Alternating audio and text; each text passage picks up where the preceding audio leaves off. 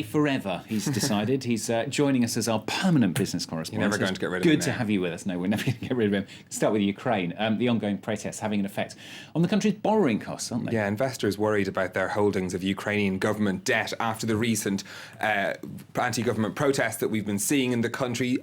Ukraine's benchmark borrowing rate, its 10-year bond yield, rose by 0.7 points to 10.6% in trading on Monday. At the same time, the cost of insuring against a default on that Ukrainian debt rose by 10%.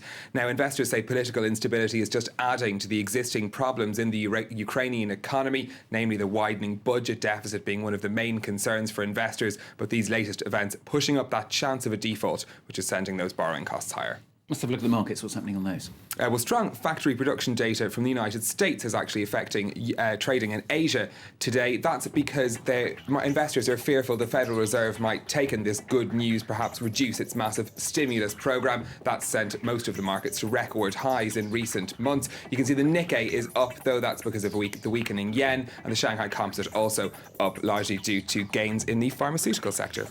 So to the US then for this next story, a court decision which could have a huge effect on online retailers like Amazon. Yeah, the Supreme Court has upheld a law which requires online retailers like Amazon, as you were saying, to pay sales tax in the state of New York. Now, Amazon and its rival Overstock had challenged the law on the basis that their services came under interstate transactions, and thus they wouldn't have to collect sales taxes in states where they don't have distribution centres. That's 16 states out of the 50 in the US they currently have. Now, this law from the state of New York said that retailers should have to pay sales tax even if they have partnerships based in the area, things like working with coupon websites based in the state of New York. New York estimates it lost $1.8 billion worth of sales tax in 2012. So this could be a huge change for that whole sector if that's replicated across other states in the US too. Online retailers, they have got something to celebrate, though, haven't they, today? Yes, after Black Friday, the retailers' big day in the US last Friday after Thanksgiving. That was disappointing for traditional retailers, but the online sector has Cyber Monday, and they're seeing much bigger gains. The research arm of IBM says online sales were up around 19% on Monday, a new record, while the delivery service FedEx said it sent the most parcels in any one day in its history at 22 million during that trade. This Cyber Monday has become, for many retailers, one of their biggest days of the year. Cyber Monday is huge for all of us in e-commerce. And if last year's indication, this year will be our biggest day of the holiday season. We have gotten off to a tremendous start in the first sort of hours of Cyber Monday, and we expect that pace to continue and to have our biggest day in history, as well as our biggest day in the holiday season right here today. Now, here in France, as the cost of living rises, more and more retirees are finding themselves back on the job market. It's led to a boom in websites providing job listings for older people, as Catherine Clifford now explains. It's not the way Etienne expected to round off his career. At 56, he earns a living doing odd jobs. It's a bit of a shame to find yourself over 50 and obliged to do such physical work, but there aren't exactly many other solutions. He used to work as a logistics executive until he was made redundant 10 years ago. I sent out over 600 applications. I got about 20 or so really negative responses. It's really a handicap. No one's interested in us, or we cost too much, or they think we're not competent, that our skills aren't up to date. This site dedicated to older people's work has helped him to source many of his clients, bringing in around €1,300 per month. Sites like these have multiplied in recent years. It's thanks to them that 54-year-old Laurence found work as a nanny. With cost of living on the rise and unemployment at almost 11%, more and more French pensioners feel the need to work. And this looks set to continue. In October, French Parliament adopted reforms to the country's heavily indebted pension system. They plan to increase the number of years workers make contributions from 40.5 to 43 by 2035. Laurence plans to work for at least another 6 years. She's one of 500,000 pensioners working in France. We'll move on now with a look at some of the day's companies' news, and starting with Toyota, whose sales in China have soared despite Japan's territorial dispute with the country. The Japanese carmaker sold almost 90,000 vehicles in November across China, up 41%.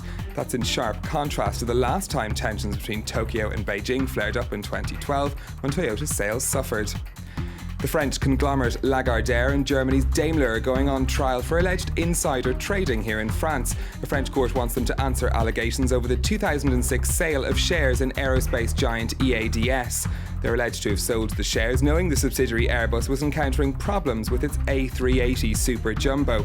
EADS executives are also implicated in the case, and they insist they did nothing wrong. And Apple has brought the social media analytics firm Topsy for what's reported to be more than $200 million.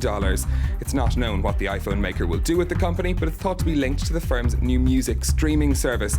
Topsy is one of the few firms that has full access to Twitter's archive of tweets. And finally, we talk an awful lot about bosses in the business news, but in a slight change, Stephen's going to talk to us about the boss. I don't mean the Volkswagen boss, whose office is just over there. Somebody else. Yeah, it was a bad pun that didn't really work. This Thursday, Bruce Springsteen fans will have their chance to get their hands on a handwritten draft of the song Born to Run. Yeah. Now, Sotheby's are auctioning the manuscript, I suppose you could call it, from a collection owned by Springsteen's former manager, Mike Apple. The auction house says most of the lyrics in this draft didn't actually make it into the final version, but it does include little production notes from the then 26-year-old Springsteen when he was writing the song. You probably need to be a boss yourself to afford it, though. The guide price is $70,000 to $100,000. $70,000? You can't even read it either. I was trying to read his writing and I couldn't. Good stuff. Thank you very much, Stephen. Stephen with business here on Volkswagen Cat. Now, coming up for you, the man with the most world records. It includes very, very important ones, like running a half marathon with a bottle of milk on your head. Today's web news, though, starts with social media driving the protests in Ukraine. The first calls to protest in Ukraine were relayed on social media, following the government's refusal to sign an agreement with the European Union. The street protests continue, and activists are making great use of the web to coordinate actions. This Facebook page, which boasts over 110,000 members, serves as a virtual headquarters for the movement. Meeting points and instructions are posted here on a daily basis, along with the addresses of shops and businesses, offering protesters something to eat and somewhere to warm up before heading back out into the cold.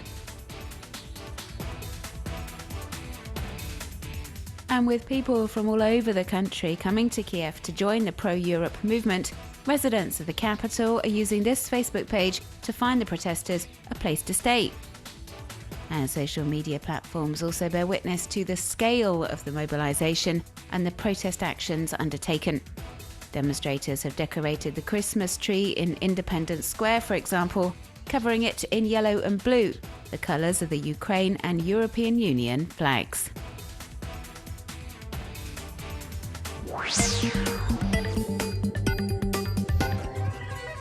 A women's rights activist group from the Arab world launched the Do You Know campaign on November 25th, the International Day for the Elimination of Violence Against Women. The online campaign targets all forms of violence, from physical to sexual to discrimination in the workplace. Problems the activists say are fueled by the laws in force in this part of the world. The collective has reviewed legislation in place in different Arab countries, from Jordan to Mauritania, to produce infographics that teach us, for example, that under Yemeni law, women are considered to be their husband's private property, that Egypt's penal code authorises men to discipline their wives, or that Sudanese women wearing clothing deemed to be in violation of public decency will be punished with 40 lashes. The campaign is being promoted via social media platforms, with web users sharing information about legislation in place in their country.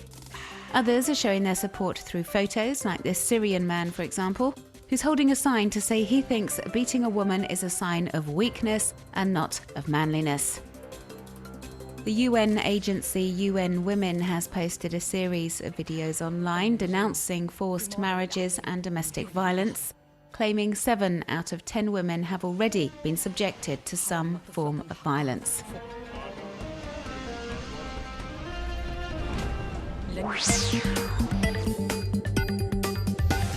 Madrid Barajas Airport, Tokyo International Airport, London's Waterloo Station. Google Street View has expanded its navigation service to 15 or so airports and around 60 train stations around the world to help travellers plan all aspects of their trip ahead of time, as some of these transit spots are notoriously easy to get lost in.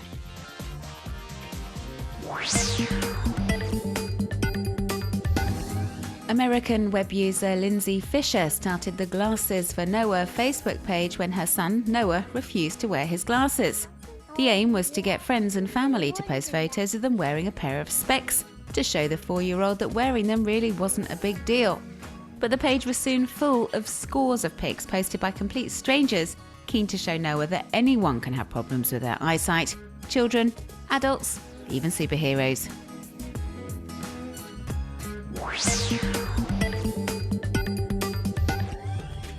Run a half marathon with a bottle of milk on your head, long distance skipping or juggling upside down. Here are some of the unlikely world records held by American man Ashrita Furman, the man with the most Guinness World Records of all time. His story is told in this documentary by Brian McGinn, available on Vimeo, and it's called The Record Breaker.